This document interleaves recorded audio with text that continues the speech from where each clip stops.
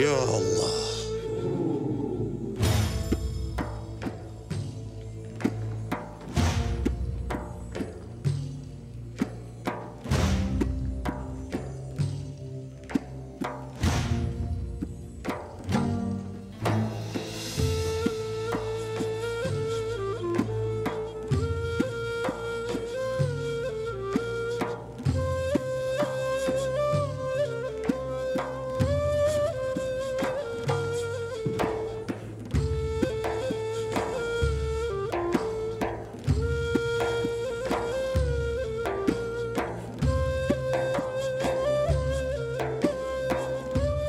Bugün de siz anlatıverin de biz dinleyelim Pirim.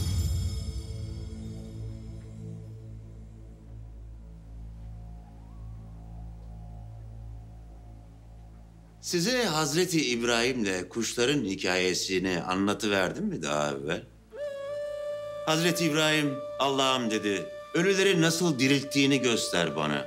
Rabbimiz de inanmadın ki buyurdu. Hazreti İbrahim de gözümle göreyim, gönlüm de tam yatışsın dedi. Bunun üzerine Rabbimiz ona 4 kuş almasını ve o kuşları kendine alıştırmasını istedi. Pir Mevlana Hazretleri der ki bu 4 kuş kaz, tavus, horoz ve kargadır.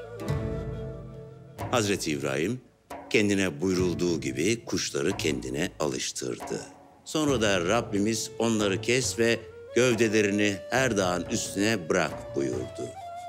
İbn İshak'ın naklettiğine göre daha da hayret verici olması için kuşların parçalarını birbirine karıştırdı Hazreti İbrahim. Ve o karışımları 4 ayrı dağın tepesine koydu. Kuşların başlarını eline aldı, dağları gören bir yere geçti ve Allah'ın izniyle gelin diyerek parçalanmış kuşları çağırdı. Bu parçalar, kanlar, tüyler her birisi kendi bedenine doğru uçuştu. Sonunda önceki hali gibi bir araya geldiler. Bir tek başları yoktu. Hazreti İbrahim bir daha seslenince ayakları üzerine koşarak ona geldiler. Başlarını giyindiler. Şimdi nedir bu kıssadan hisse? Öyle ya, hissesiz kıssa olmaz. Olsa da boş laftır. Hazreti İbrahim inanmaz mıydı ki Allah'ın bana dirilmeyi göster dedi? Ne der o vakit ayette? İbrahim inandığı halde görmek de istedi. Kalbi tam tatmin olsun istedi. Demek ki akledin demekte ayet.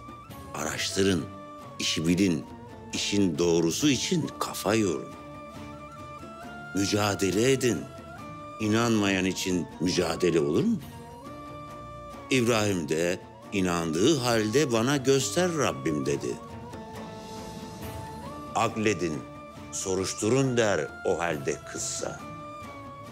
İyi de bu kuşlar ne o vakit? Size madem kazın hallerini de anlatıvereyim de Pir Mevlana Hazret'ten bitirelim. Geç oldu. Kaz hırstır. Hırs insanı kör eder. Bir insan kör ise Allah'ın rahmetini üzerine çeker. Ama kör olmadığı halde hırsından kör etmişse kendini, o rahmet ondan uzak olur. Bu kaz toprakta, suda ayırt etmeden ne bulursa yer. Yemediğini de bir yere gömer. Kazın bu hırsının sebebi de sahibine güvenmemesidir. Bir Mevlana bunu bir kıssayla anlatır. Çok eski zamanlarda iflas etmiş bir tüccar olan hırsız, dolandırıcı bir adam yakalanır. Kadı da onu hapseder. Ama bu hırsız huyundan vazgeçmez. İçeride de herkesi bin bir türlü numarayla dolandırır. Ceplerindeki her kuruşu alır. Öteki mahkumlar düşünürler, taşınırlar, kadıya varırlar. Kadı ötekileri kurtarmak için hırsızı salıvermeye karar verir. Hırsız sevineceğine itiraz eder. Aman Kadı Hazretleri der. Bu zindan benim cennetim, ekmek kapım. Beni buradan atarsanız ben nasıl yaşarım der. Kadı bunu salıvermekle kalmadı. Bu hırsızı, uğursuzu ahalide bilsin, tanısın, duysun diye 10 dilde çığırtmaç tuttu. O devirde adet olduğu üzere adamı bir deveye bindirip şehirde dolaştırdılar gün boyu. Deveci şimdiden alacağı saman parasının hayalini kurmaya başlamıştı. Çığırtmaçlar da 10 ayrı dilde adamın müflis bir tüccar, dolandırıcı ve hırsız olduğunu dile getirdi. Deveci ise bir an evvel akşam olsa da saman parasını alıp gitsem diye düşünürdü. Akşam olunca deveci yeter artık, benim saman paramı ver diye çıkışınca adam be gafil 10 dilde ilan ederler. Ben müflis bir adamım. Ne samanı ne parası. Herkesin duyduğunu duymaz mısın? Şimdi içinizden birçokları merak eder. Bu ne anlatır? Ne çığırtmacı, ne devesi, ne devecisi. Asıl demek istediğin neyse onu de hele. Elbette bu kıssadan da bir hisse çıksa gerek. Madem anlatıverdin, onları de der gibi bakarsınız pirler. Bu dünya herkese çulsuz gönderen bir haydut, bir müflistir. O 10 dilde halka durumu çığıran çığırtmaçlar peygamberler.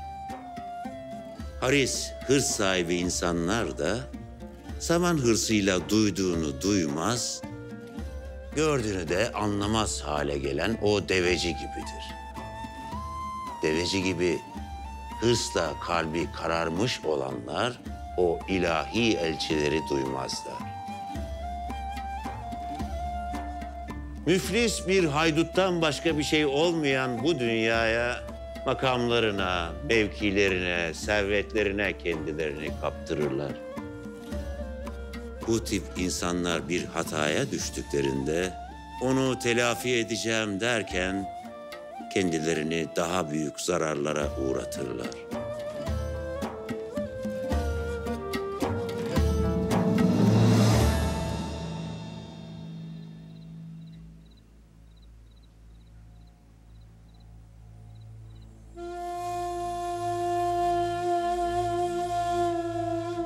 Ya Rabbim, bu ahir ömrümde evladımın başına gelen bu belayı def eyle. Benim ömrümden al, onun ömrüne ekle. Bana onun acısını gösterme.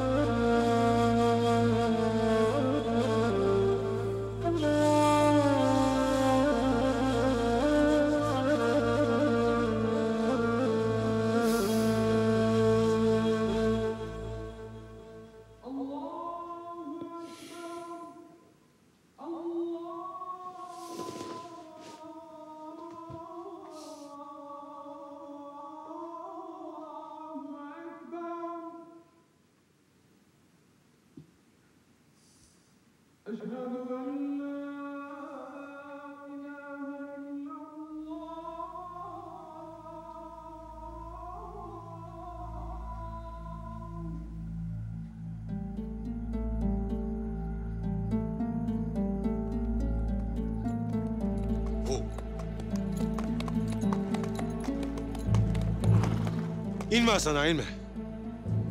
Selamünaleyküm. Sabah şerifleriniz hayır olsun Kadı Efendi. Aleykümselam. Hele görelim sabahımız hayır mı olur şer mi?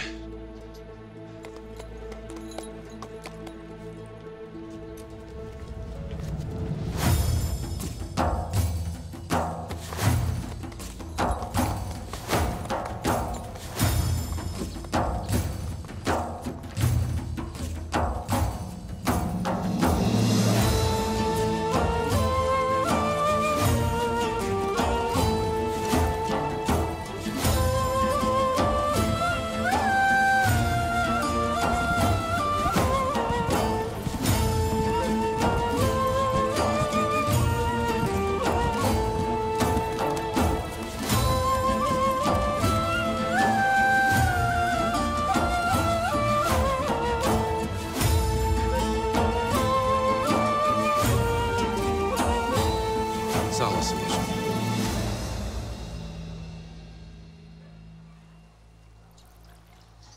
Sağ ol bacım. Bereketli olsun. Kuşkulandığınız düşmanları var mıydı rahmetlilerin? Yoktu. Kavgaya tutuştukları birileri, alacaklıları, vereceklileri. Ya da başka bir sebepten hasımları. Yok Kadı Efendi. Garip duvarcılardı benim evlatlarım. Ördükleri taş, kırdıkları taş. Neden sorarsınız bunları Kadı Efendi oğlum? Katilleri yakalandı dediler bize. Yakalandı, ana yakalandı. Biz kimsenin içinde adaletten şüphe kalmasın diye sorarız.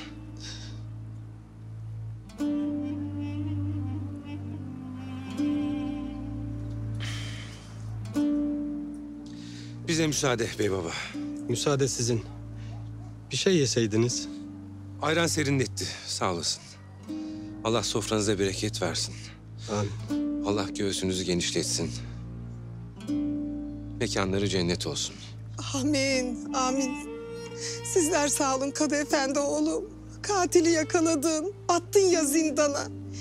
İçimiz ferahlamıştır bir damla da olsa.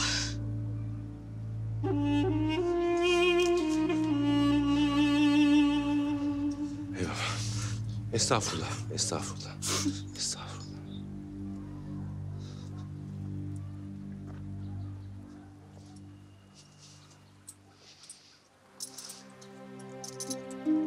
Kadı Efendi. Ortada minberciden gayrı şüpheli kalmamıştır. Hükmünüzü verirken ne kadar isabet ettiğiniz bir kere daha ispatlanmıştır.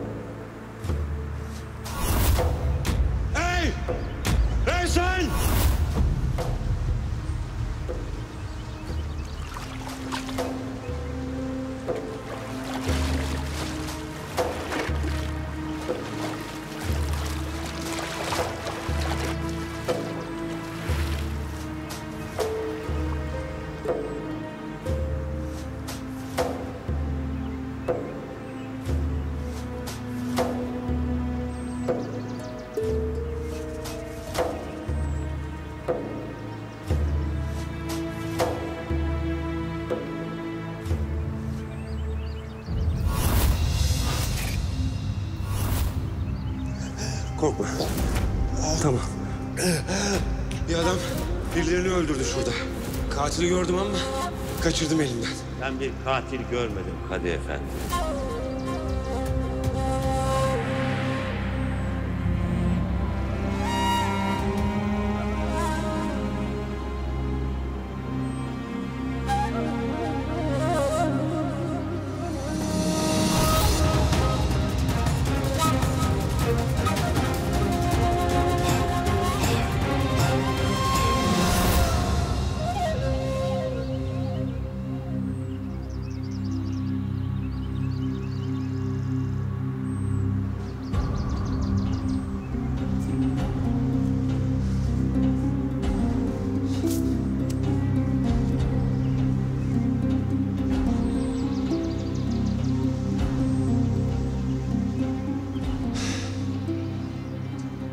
Gidelim Hasan ağa.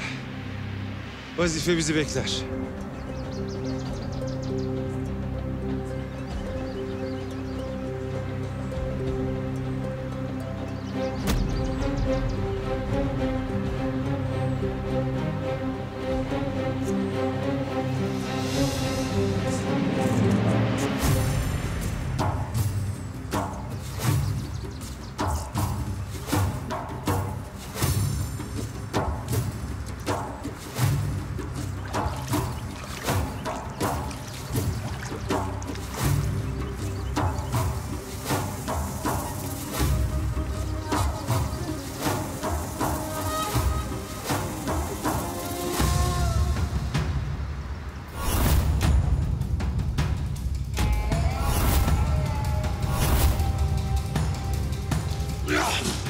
Bağırırsan ölürsün.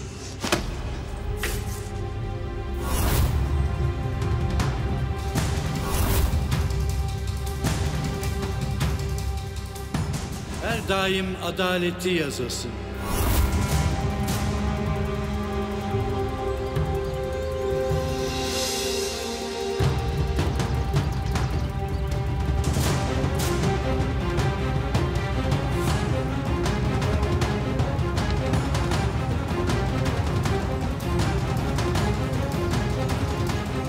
Orada bekle.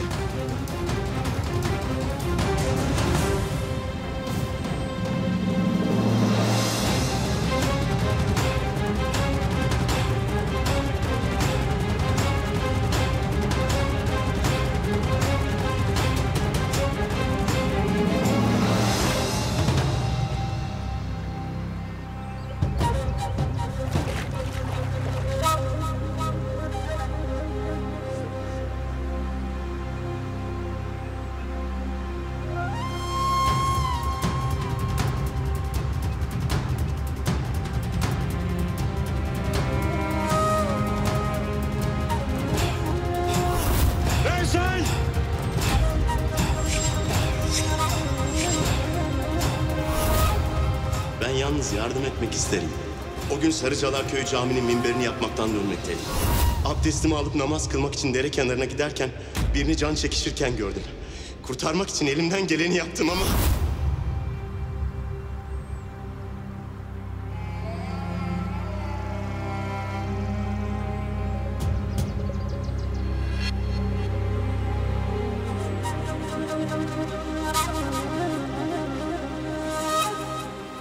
Gideriz.